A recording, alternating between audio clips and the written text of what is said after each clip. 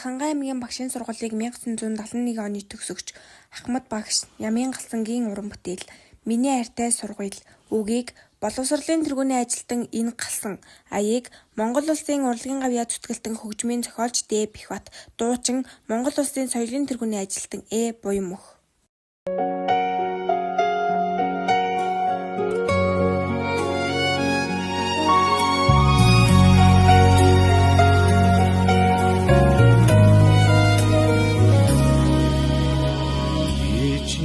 Явда өмсөж өдөлөө эрдмийн аян анх мордсонсон оюун сул багш нарын ханачаа арви эрдмийн охи хүрсээ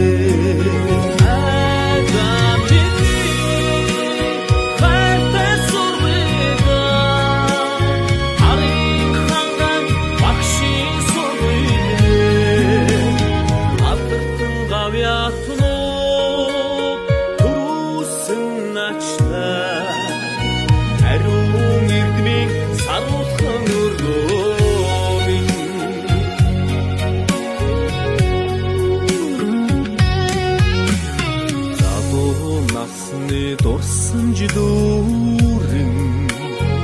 адуу итгэлийн чигүүр дэдгсэн амьдралын замыг гэрэлтүүлж өгсөн ачаал буянтай багшийн сургуулиа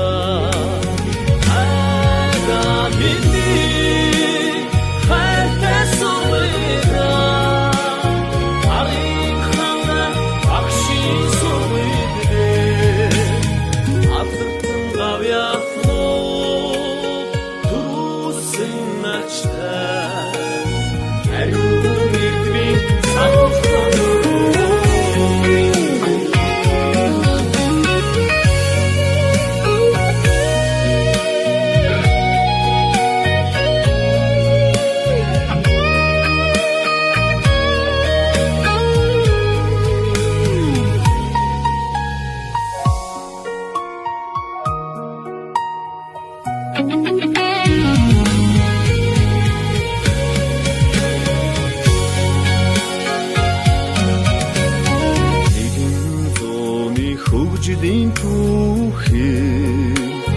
асан дурши бахархан үедстэй